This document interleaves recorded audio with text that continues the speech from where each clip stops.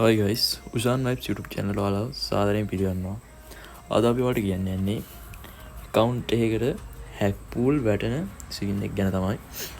account එකකට hack pool වැටෙන්න ප්‍රධාන හේතුව තමයි ප්‍රධාන වශයෙන් ඔයා third party file එකක් හෝ panel එකක් දාලා account එක play කරන එක.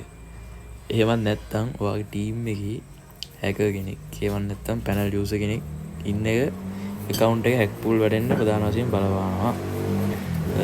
එහෙමත් නැත්තම් ඔයාට account එකට match එකක් ඇතුලේ ඔයාට report ගොඩක් වැදුනොත් ඒ කියන්නේ select user report ප්‍රමාණයක් වැදුනොත් ඒකත් මේ account එකක් hack pool වලට ප්‍රධාන වශයෙන් බලපානවා. account එක hack pool වැටුණා මොනවද වෙන්නේ? සාමාන්‍ය account එක hack pool වැටුණාම අපිට team එකකට යන්න බෑ. ඉතින් ඉන්න මම ඔයාලට වෙන්නන්නම්. මට කිසි team එකකට යන්න බෑ. මට message එකක් එනවා this team contains suspicious players under investigation, unable to join this team. මට වෙලා තියෙන්නේ මගේ account එක hack pool වෙලා තියෙන්නේ. මට වෙලා තියෙන team එකකට යන්න බැරි scene එක විතරයි. මට solo game එකේ VR rank, CS rank play කරන්න පුළුවන්. ප්‍රශ්නයක් නෑ. තවත් කට්ටියට hack pool වෙනනම ඒගොල්ලන්ගේ mic account ගන්න බැරි වෙනවා. මට මේ mic account ගන්න බැරි ප්‍රශ්නයක් නෑ. ඒ වගේම සමහර කට්ටියගේ rank VR rank, CS rank bonus නැත්තම් D badge එකට වැටෙනවා.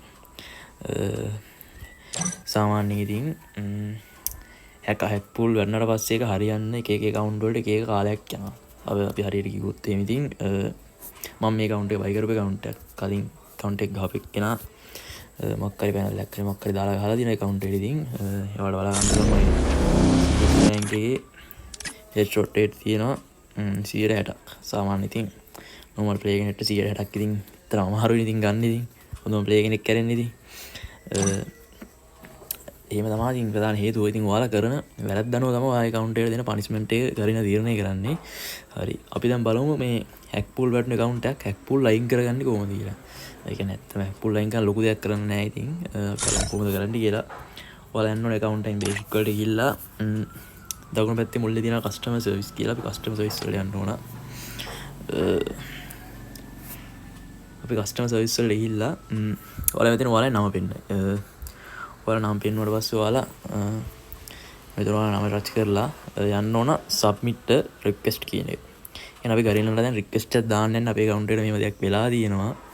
මෙහෙමයි කියලා request එකක් දාන්න යන්නේ. අපි ඊළඟ මෙතනින් select කරන්න ඕන. දැන් ඔයාලා මෙතනින් ඉතින් මම දැක්කා සමහර YouTube channel වල දාලා දෙනවා මේ game concern කියන එක select කරලා යනවා ඉස්සරහට.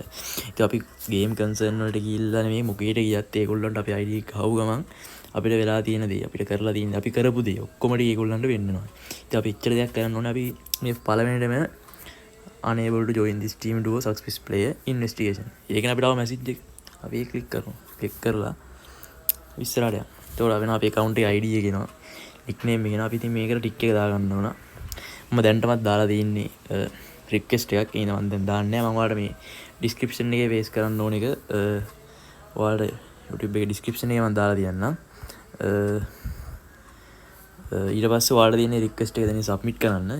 ඊට පස්සේ ඔයාලට පැය සාමාන්‍යයෙන් පැය දෙකකින් ඉන්නත් පුළුවන්. පැය 48කට කලින් කොහොමත් ඒගොල්ල ගරින් එකේ ඉන්න නියෝජිතෙක් ඔයාගේ මැසේජ් රික්වෙස්ට් එක බලලා ඔයාලට රිප්ලයි එකක් අනිවාර්යෙන් දානවා. මම ඔයාලට වෙන්නන්නම් මට එහෙම දාපු රිප්ලයි ටික මයි රික්වෙස්ට් වලට යන්න ඕන ඔයාලා මෙතනින්. ඉතින් ඊට පස්සේ පොඩක් පහළ ස්ක්‍රෝල් කරන්න.